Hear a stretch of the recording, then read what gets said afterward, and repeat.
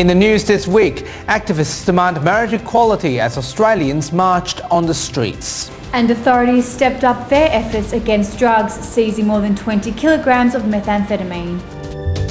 This is the Evening News with Ivan Lung and Daniel Staniskov. Good evening. No more delays. That's the message progressive Australians are sending to the federal government as the push for legalising same-sex marriage continues. A demonstration was held in Forest Place as protesters took to the streets. Hundreds of protesters flooded Forest Chase, demanding to legalise same-sex marriage in a loud and clear fashion. I think it means the tide's turned for marriage equality in Australia. It means that people, the 70% of people that are supportive of marriage equality, are fed up with just waiting for politicians to give marriage equality and want to take the stand themselves. This week marked the 11th anniversary of the Equal Marriage campaign in Perth since the John Howard era. Organisers are confident the turnout numbers is a sign of Australians' broad support of marriage equality. However, some politicians are concerned that traditional parties' conscience vote decision will further delay legalisation of same-sex marriage.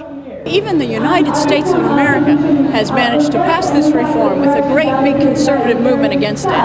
And our own Australian Labor Party is saying that they're not prepared to do it until 2019. It's appalling, frankly. The push for marriage equality in Australia intensified after the United States and Ireland recently recognised gay marriage. Helene Fong, WAMN News. Federal and state police together announced a major victory against the war on drugs after $20 million worth of methamphetamine was seized this week. The authorities also confiscated large amounts of cash and guns during the raid. It's one of the most significant drug seizures in WA. More than $20 million worth of methamphetamine had been taken off the streets. This brings, as I said, 40 kilograms of methamphetamine taken off our streets in the last 3 weeks. That is $40 million worth of methamphetamine and equates to 400,000 individual hits. State and federal police also seized $910,000 cash, 11 firearms, and 2 ballistic vests after a storage unit search in Osborne Park, which resulted in a 33-year-old West Leaderville man and a 33-year-old Scarborough man being caught. The continuing search also resulted in an arrest of a 31-year-old member of the Rebels motorcycle outlaw gang, who was connected to the illegal firearms. They are evil and they seek to exploit people's vulnerabilities for their own financial gain. In Western Australia, the same as in across the nation, this is often driven by the addiction to methamphetamine. The investigation led to a search of a yacht located near Montebello Island, where the 2 men were found along with 4 other people who were released with no connection to the drugs.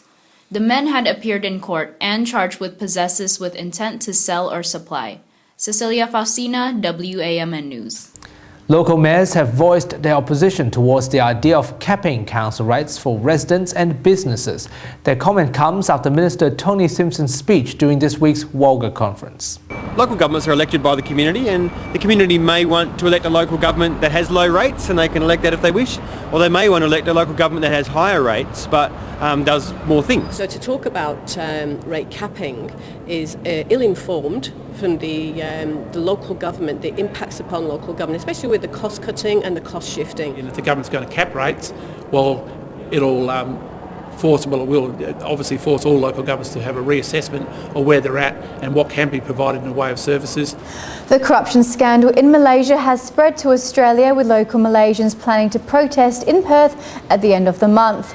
The group is calling for the resignation of embattled Malaysian Prime Minister Najib Razak and changes to the country's institutional reforms. There's a lot of accusation against the Prime Minister, but he is not giving any clarification at all, and he's not giving any answers or trying to defend himself. Former United States Secretary of State Hillary Clinton is leading polls against 5 other candidates for the Democratic nomination for next year's presidential election. A television debate will be held by CNN in Nevada on October 13th, according to the party. Meanwhile, billionaire and presidential candidate Donald Trump has been leading the polls in the Republican camp as candidates trailed behind him. Mr. Trump has slammed his rivals during this week's television debate on the Fox News channel. Social media powerhouse Facebook's revenue fell 9% after the company increased their spending trying to boost mobile revenue. Despite revenue spiking to more than $4 billion for the quarter, the expenses are forecast to rise from 55 to 60% this financial year. Statistics show the number of users accessing Facebook via mobile devices is on the rise.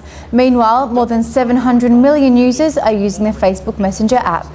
And finally tonight, teachers at St. Michael's Catholic Primary School has a reason to smile after a picture book written and illustrated by two of their students is going global. The co-authors visited a Japanese school with Mining Minister Bill Marmion, where the book's Japanese translation was read to a group of students. It's amazing, yeah, like awesome. None of us expected it to really go anywhere. I just thought it was a lot of fun to make and really excited to see where it goes from here, yeah. All teachers at primary schools should grab a concept and get the class to do a book like this, illustrate it, and see if we can get more exports out of Western Australia in children's books. That would be terrific. And those are the top stories you need to know this week. We have more news on the website 24/7, and we'll see you again next Sunday. Good night.